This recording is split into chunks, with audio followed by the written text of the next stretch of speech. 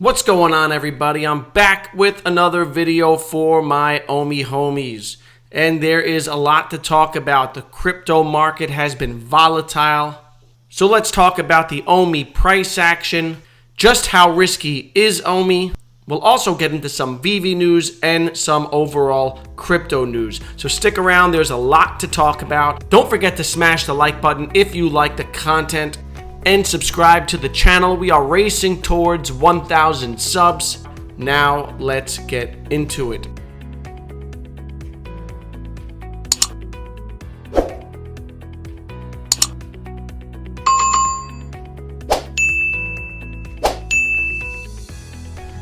So the market was cruising right along. Everything was looking good. Bitcoin was holding strong, over 50,000.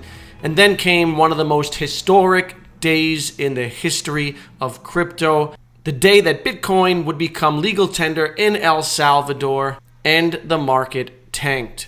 Now, some say there was manipulation involved. Some say it was a sell the news event combined with people who were overextended with leverage. Regardless, the market tanked, and here we are. Bitcoin hovering at about $46,000 at the time of this recording. ETH down to just below 3,400. Cardano all the way down to $2.38. Even Solana cracked a bit and came down to about $155. I did panic buy during the dip. I added some Omi. I started my Solana position, and I bought some Chainlink and Polygon. But let's take a look at Omi. Omi came down to under 0.004, currently at 0.0036 at the time of this recording. And this really just sets us back to the levels that we were at 4 days ago. So it's not a major crash, and it didn't kick us all the way down to 0.003. It basically just took us back 4 days.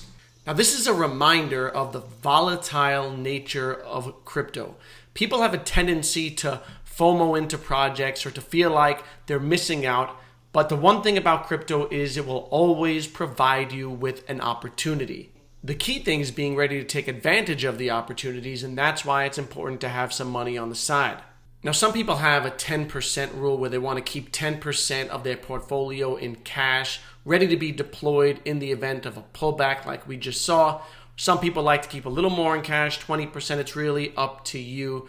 The main thing, though, is being able to take advantage of the volatility in crypto. There are a lot of people who don't like volatility. There are a lot of people who are scared off from crypto because of the volatility. My thinking is that if we understand the volatility, we can then take advantage of it, and that's how we can make some big gains.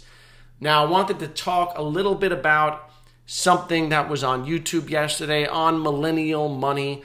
Andre Jikh was talking about his Omi investment along with Graham Stephan, and they were calling it risky. And this has been circulating on Twitter and in social media. The two of them basically talked about how they regret buying Omi, how Graham Stephan sold his Omi right away, and Andre Jikh feels like he's now stuck with it because he's down. And a lot of people like myself found out about the Omi project from Andre Jikh. So it could be a little off-putting to see him talking about it in a negative light and now, changing his stance and his position on Omi. So let's take a look at what they said, and then I'll give you my opinion on it. Publicly, actually personally, what I think is actually my most riskiest, what I would say is Omi, the crypto. I'm down substantially on it. I still have it. Graham pulled out on time. I still have mine. Oh yeah, no, I bought it and sold within hours. I bought into it and I realized, what am I doing? This is a mistake. You sold because you saw, which I did not see this. You sold a sketchy character talk about it, which I didn't know. I didn't know who this guy was. I didn't know that he was sketchy. If I had seen that, I would have pulled out too. But that doesn't mean that Omi is sketchy in general. I think they're doing good things, and I think there is potential, but I think it's extremely risky, and I wouldn't suggest anybody. It was part of so many just groups that I did not know that. And jumped right out and put it all in Bitcoin and made it all back. So right. Well, as far as biggest potential, I think Ethereum or Bitcoin. All right, so what do I think about what Andre Jikh said? Is Omi a risky investment? Yes, I agree with Andre Jikh. OMI is a risky investment. This is because it's in a brand new sector. NFTs as collectibles are a new thing, and we don't know what they're going to look like in 5 years. Is there going to be mass adoption? We don't know. Will they retain or increase in value? We don't know. A lot of this is based on speculation, and so yes, that makes it a risky investment, and everyone should be aware of that. Now, also keep in mind Andre Jikh's risk tolerance. He's looking for relatively safe investments. When he was asked what the best investments are, he said Ethereum and Bitcoin. Those are safer investments. There are a number of coins that will perform way better than Bitcoin in the next 5 years, but Bitcoin is the safest. And it makes sense for him to invest in something like Bitcoin or Ethereum because he's already got $1 million to start with. So he can easily turn his $1 million into $2 or $3 million over time. And it makes sense for him to invest in things like Bitcoin or Ethereum because he already has a 7-figure portfolio. So when you get to that level, it's also about wealth preservation, right? You're looking to preserve your wealth while grow it at the same time. And it's easier to, make $1 million off of $1 million than it is to make $1 million off of $5,000, right? So he's not seeking high risk investments. He's looking to preserve his wealth and safely build upon it. And so I'm not mad at Andre Jikh, and it doesn't alter my perspective or my thesis on OMI. I didn't buy OMI because Andre Jikh bought it. I heard about it from him. I did my own due diligence. I did my own research over the course of weeks and months, and I drew my own conclusion. I understand there's risk involved. There's risk involved in every single investment, even something like Ethereum. If they're not able to solve the scaling problem, and if they can't fix it in ETH 2.0, then ETH is at risk. Every investment has risks, and I think it's important that we confront those risks and listen to the other side of the argument instead of, trashing someone because their opinion is different from mine or ours. I'm not mad at Andre Jikh because his perspective has changed. Too often we seek out confirmation bias. We look to surround ourselves with people who agree with what we say and how we think. We follow people on Twitter who support our ideas. We watch YouTube videos that, tell us that our investments are great, and we all are guilty of it and we all do it. But there's a danger in that because then we are investing blindly and we're investing with our hearts and not our heads. And so we need to acknowledge the risks. And I manage those risks through diversification, right? This is why, I'm invested in Ethereum, I'm invested in Cardano, I'm invested in OMI, VeChain, Chainlink, Matic, and then I also have a portfolio of stocks.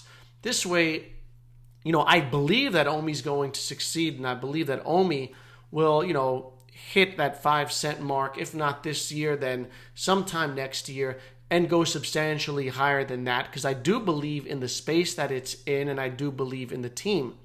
But in the event that the alternative argument plays out and my thesis doesn't play out, I'm still protected because I have my other investments. And all you need are a couple of winners to really, grow your portfolio over time.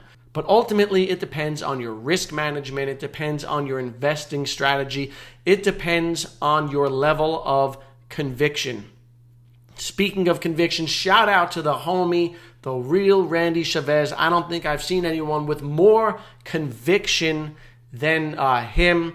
It's fun to be a part of this community and watch some of these stories play out.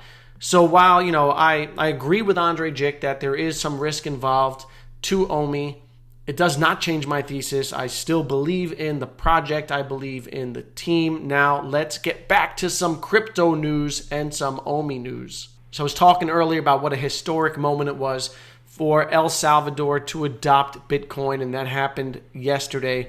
The rollout was a little chaotic, as you can imagine, for a nation that's rolling out an initiative like this and the tech involved. So it was a little clunky, and that also led to some of the downward pressure in the overall market. But what's also super bullish in this space is that now Panama is looking to do something similar. Panama has touted Bitcoin and Ethereum in a new crypto law. It looks like they'll be following El Salvador, and I'm sure this is just the beginning. There will be other countries looking to follow El Salvador. Now, this article is a little concerning.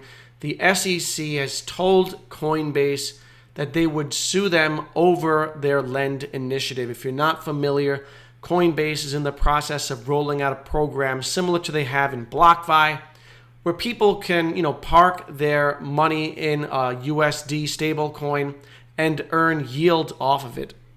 So yield is, interest. So you can, park your money in a stablecoin, and a place like BlockFi or, what Coinbase wants to do is give you something like 4%, 5% annual interest on it. Now, you park the same money in a bank, and what do you get? Less than, a fraction of 1% in interest. So this is really a threat to banks.